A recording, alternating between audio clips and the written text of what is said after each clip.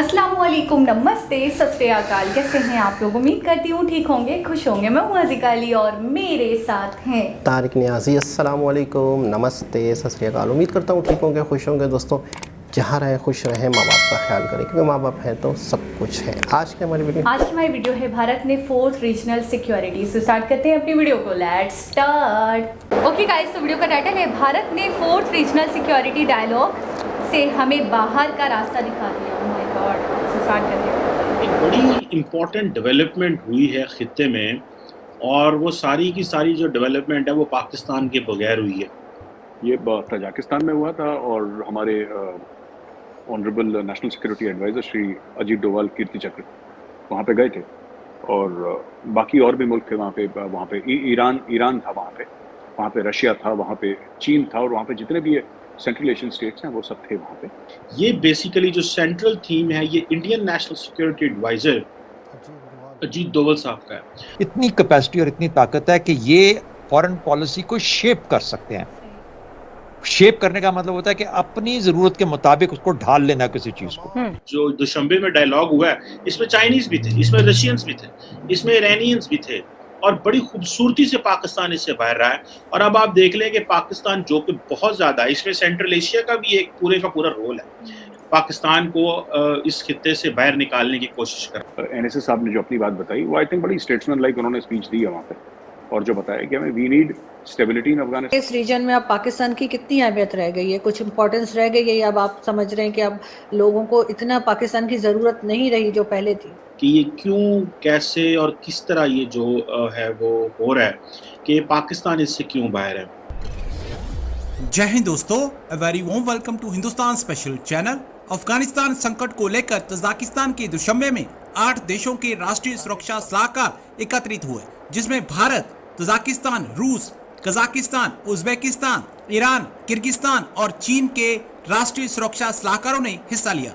इस बैठक की खास बात यह रही कि पाकिस्तान को इस बैठक से बाहर रखा गया, जिससे पाकिस्तान की बौखलाहट साफ तौर पर देखी जा सकती है।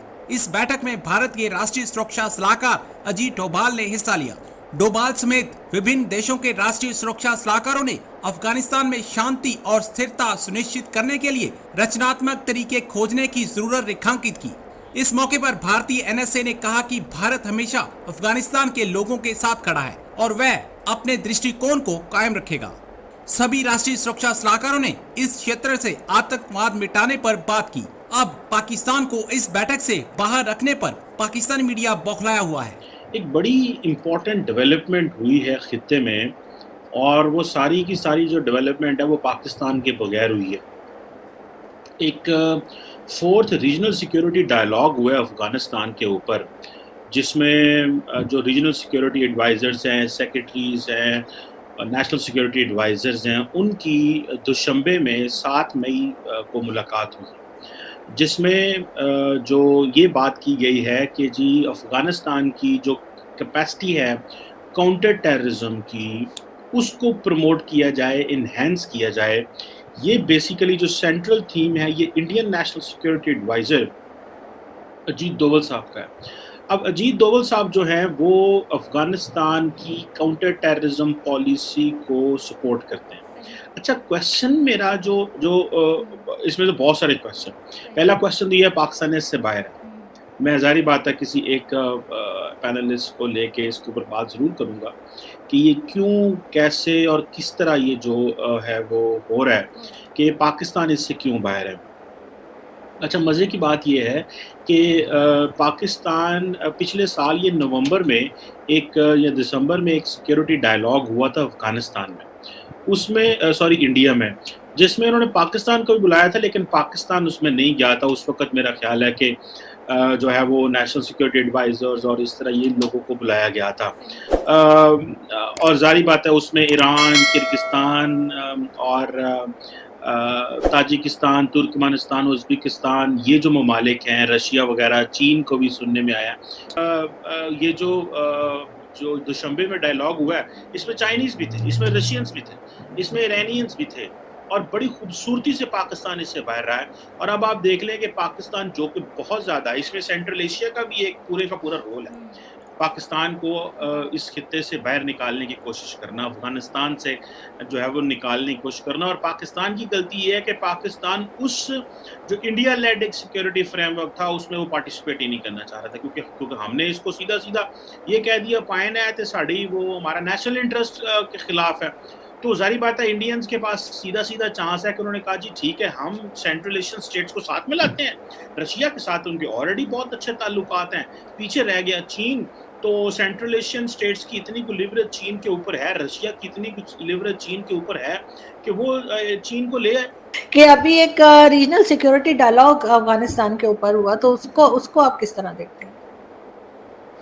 ये तजाकिस्तान में हुआ था और हमारे honourable national security adviser Shri Ajit Doval Kirti Chakra वहाँ पे गए थे और बाकी और भी मुल्क थे वहाँ पे ईरान था वहाँ पे रशिया था, वहाँ पे चीन था और वहाँ पे जितने भी सेंट्रल एशियन स्टेट्स हैं वो सब थे वहाँ पे। और ये डिसाइड करा कि हमें अफगानिस्तान में चाहिए क्या। तो जो NSA साहब ने जो अपनी बात बताई वो आई थिंक बड़ी स्टेट्समैन लाइक उन्होंने स्पीच दी है वहाँ पे और जो बताया कि हमें we need stability in Afghanistan. हम नहीं चाहते अफगानिस्तान का इस्तेमाल। एक्चुअली अफगानिस्तान जो है ना, जो अगर आप ऊपर देखें, ऊपर अफगानिस्तान है, बीच में छोटा सा एरिया है पाकिस्तान ऑक्यूपाइड कश्मीर का जिसको आप लोग आज़ाद कश्मीर बोलते हैं, और नीचे इंडिया है। तो actually Afghanistan is next door. Actually Afghanistan is next door. तो वी आर कंसर्न्ड कि अफगानिस्तान से कोई दहशतगर्दी का मामला ना हो। We are concerned that Afghanistan से कोई ऐसी परेशानी ना आए और अफगानिस्तान स्टेबल रहे, इंक्लूसिव रहे, औरतों के लिए, माइनॉरिटीज़ के लिए। वहाँ पे एक इंक्लूसिव गवर्नमेंट बनाई जाए जिसमें और कोई जो एथनिक लोग हैं वहाँ पे बलोच हैं, वहाँ पे हज़ारा हैं, वहाँ पे पश्तून तो ही हैं, वहाँ पे और भी लोग हैं। सबकी मिली-जुली एक सरकार, सबको एक उसमें वो मिले। क्योंकि ये जो तालिबान हैं ये तो पश्तून देवबंदी हैं। TTP और तालिबान दोनों के दोनों पश्तून देवबंदी ऑर्गेनाइजेशंस। तो ये किसी और को तो आने नहीं दे रहे इतने आराम से। They don't allow other people. तो ये मिलीजुली सरकार बने। अब पता नहीं कब रिकॉग्निशन का क्या मामला है अर्जुन जी। आई एम नॉट अवेयर कि इंडियन गवर्नमेंट क्या सोच रही है। जब दुनिया करेगी तो हो सकता है इंडिया तब कंसिडर करे, लेकिन the world is not in a hurry. देखिए ना, बात यह है कि लोगों की नज़र अब एक ज़माने में अफगानिस्तान बहुत इम्पोर्टेंट हुआ करता था वर्ल्ड के लिए, बहुत ज़्यादा इम्पोर्टेंट हुआ करता था वर्ल्ड के लिए। इसीलिए पाकिस्तान भी बहुत ज़्यादा इंपॉर्टेंट बन गया वर्ल्ड के लिए, क्योंकि अफगानिस्तान आप जाएंगे तो पाकिस्तान के थ्रू जाएंगे। कोई पाकिस्तान नहीं जाता। आप अगर देखें पाकिस्तान का मैप, आप अपने आगे लगा के देखेंगे, nobody goes to Pakistan, people go to Afghanistan via Pakistan. तो Pakistan is a corridor to Afghanistan. मैं जियो स्ट्रेटेजिकली बात कर रहा हूँ और जी आप ये मत समझिएगा कि आप कहने लोग पाकिस्तान नहीं आते, यहाँ पर तो बड़े सारे लोग आते हैं भारत। मैं उसकी बात नहीं कर रहा। जो घूमने के लिए आते हैं, सरकारी काम के लिए आते हैं, आपकी सरकार से मिलने आते हैं, मैं उनकी बात नहीं कर रहा। मैं जियो स्ट्रेटेजिकली बात कर रहा हूँ कि जो भी पाकिस्तान आया है इंपॉर्टेंट, वो हर समय अफगानिस्तान जाने के लिए आया है, क्योंकि अफगानिस्तान लैंडलॉक्ड है। पर अगर अफगानिस्तान से दुनिया की नजर हट गई कि जी अब हमें अफगानिस्तान में इंटरेस्ट नहीं है, हमें कोई रुचि नहीं है अफगानिस्तान में, फिर पाकिस्तान से भी नजर हट जाएगी। फिर ये लोग बोलेंगे जी ठीक है इंडो पैसिफिक। अब flavour of the season for the next 10-15 years at least, if not more, is going to be the Indo Pacific. आपको लगता है कि इस रीजन में अब पाकिस्तान की कितनी अहमियत रह गई है, कुछ इंपॉर्टेंस रह गई है, या अब आप समझ रहे हैं कि अब लोगों को इतना पाकिस्तान की जरूरत नहीं रही जो पहले थी? देखिए ना, पाकिस्तान ने अनफॉर्चुनेटली क्या करा आरजू जी कि कभी अपनी अहमियत पाकिस्तान ने किसी अच्छी चीज के लिए नहीं बनाई। जी जनाब। अच्छा, मुझे दो बातें थोड़ी सी कन्फ्यूजन वाली लगी। एक तो ये कि पहले उन्होंने, चीमा साहब जो थे, उन्होंने पहले बोला कि पाकिस्तान बहुत खूबसूरती से बाहर आया है, और फिर बाद में उन्होंने बोला है कि इस खित्ते से बाहर लाया गया है। तो मतलब बात है क्या? उसकी वजह मैं अपनी गलती थी जिसकी वजह से वो बाहर आया। मैं बताता हूँ आपको। सबसे पहले तो इंडिया में एक कॉन्फ्रेंस हुई अफगानिस्तान को लेके, उसमें पाकिस्तान नहीं गया। ठीक है। ये दूसरी कॉन्फ्रेंस हुई है, इनवाइटेड था यहाँ पर तो बुलाया नहीं, वहाँ बुलाया था। तो उस तरह से मतलब है कि जब पाकिस्तान ने इंटरेस्ट नहीं दिखाया तो उनको कटा दिया। ठीक है। अच्छा, और अफगानिस्तान लैंडलॉर्ड है, अफगानिस्तान क्यों इतना ज़्यादा मतलब इम्पोर्टेंस कहाँ मिले? असल में प्रॉब्लम ये है कि सबसे पहले तो अफगानिस्तान यूँ समझ लो कि पूरी दुनिया में एक थोड़ा सा जो एक घर होता है, एक घर में एक बेटा होता है तो थोड़ा सा बिगड़ा हुआ होता है, जो थोड़ा सा अनस्टेबल होता है, और उसकी जो लोकेशन होती है वो बड़ी ख़ास होती है। तो सबकी नज़रें, सबका पॉइंट ऑफ व्यू अफ़गानिस्तान पे, पूरी दुनिया का, इसलिए कि ये बिल्कुल इस जगह पे लोकेशन वाइज इस जगह पे है कि बहुत सारे कंट्रीज़ को आपस में मिलाने वाली अच्छा, जगह। यानी ज्योग्राफियाई तौर पे इसकी वैल्यू बहुत ज़्यादा ठीक है, ठीक है। अच्छा, फिर दूसरी चीज़ है कि यहाँ पर लॉ एंड ऑर्डर इतना अच्छा नहीं है।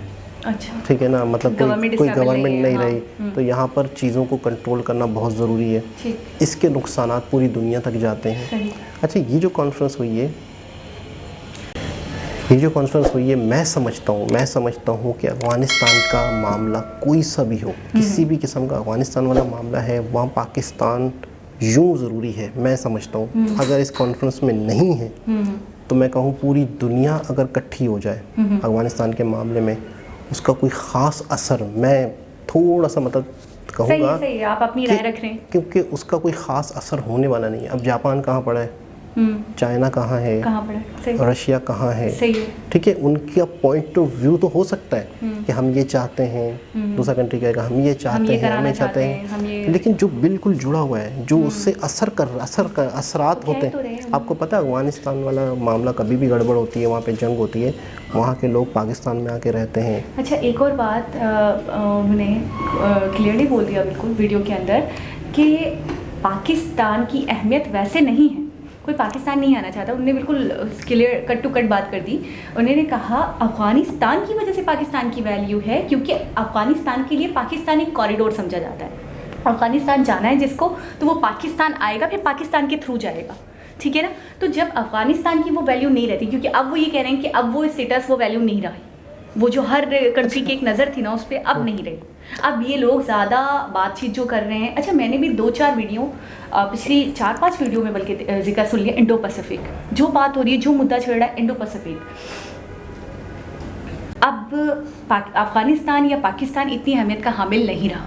नहीं, मैं इस बात को नहीं मानूंगा, ठीक है, कि पाकिस्तान की लोकेशन वाइज, अफ़गानिस्तान की लोकेशन वाइज, इंडिया की लोकेशन वाइज, तीनों कंट्री की लोकेशन वाइज, जोग्राफिया वाइज बहुत अहमियत है, बहुत अहमियत है। इनमें सबसे ज़्यादा मैं कहूँगा इंडिया की है, उसके बाद कहूँगा पाकिस्तान की, उसके बाद कहूँगा अफ़गानिस्तान की, ठीक है। और अफ़गानिस्तान वाला कोई भी प्रॉब्लम हो, उसमें पाकिस्तान को एतमाद में लेना बहुत ज़रूरी है, लेकिन उन्होंने पाकिस्तान को एतमाद में नहीं लिया। एक मिसाल के तौर पे एक कंपनी है, फैक्ट्री है, उसमें वर्कर जो है उन्हें कोई प्रॉब्लम है, तो उन वर्करों से 1 से 2 बंदे उठ के आते हैं, मालिक से बात करते हैं। ठीक है। पाकिस्तान की पत्थरों से, मट्टी से तो बात नहीं करनी ना। पाकिस्तान में कौन होगा जो उठ के आए उससे हम बात करें, कोई है ही नहीं ना, और कोई मुस्तकिल नहीं है। सही कह रहे हैं। तो पाकिस्तान का तो मसला ये है कि पाकिस्तान एक ऐसा घर है, ऐसी फैक्ट्री है, तो वहाँ पे कोई मतलब एक यूनियन का कोई एक बंदा नहीं है, या मिनिस्टर्स हैं या लीडर्स हैं, तो कौन एक मुस्तकिल हमेशा के लिए है जिससे कोई जाके बात करे। अच्छा, कई गवर्नमेंट्स आई, अजीत डोवाल जो है वो अजीत डोवाल ही हैं, कि आपने देखा था इनकी जो डॉक्यूमेंट्री हमने देखी थी, लाल शास्त्री को इन्होंने कॉल की थी, फिर दूसरे प्रधानमंत्री आए थे, उनके साथ ये कांटेक्ट में थे, राज्य चेंज हो गया, वो भी उनको मना कर रहे हैं। शेप में लाना जानते हैं ये, ठीक है ना। अपने शिप में ढलना जानते हैं। अच्छा, पीछे से राज्य सरकारें चेंज हो रही हैं, लेकिन वो अपनी जगह कायम दायम है। अच्छा, मज़े की बात अगर हम देखें तो ब्लेम इंडिया पे नहीं जाता। इंडिया ने जो बाकी कंट्रीज़ को इकट्ठा किया है, तो इंडिया पे ब्लेम इसलिए नहीं जाता क्योंकि इंडिया डायरेक्टली बोलेगा कि जी मैंने पहले तो इन्वाइट किया था, वो जब इंटरेस्टेड नहीं है तो हम कितनी बार इन्वाइट करें, हम क्यों बुलाएं, हम कितना बुलाएं, ठीक है ना। तो मतलब एक तरीके से ये समझ लें कि अभी बॉल अब हमारे ही कॉर्ट में है, बिल्कुल, ठीक है ना, हमारे ऊपर ही इल्ज़ाम है, हमारा ही। लेकिन मैं कहूँगा कि पाकिस्तान का होना बहुत ज़रूरी था, लेकिन पाकिस्तान खुद इस वक्त उस कंडीशन में है कि दूसरों के हवाले से कोई जिक्र करना बहुत उथल पुथल चल रही है, और जो गवर्नमेंट है वो आज है कल नहीं है। इमरान खान ने अपनी एक धमकियाँ दी हुई हैं, तो यहाँ पर एक अलग ही जंग चल रही है, अंदरूनी जंग। अफगानिस्तान में जो लोग हैं वो बेसिकली मतलब पख्तून है।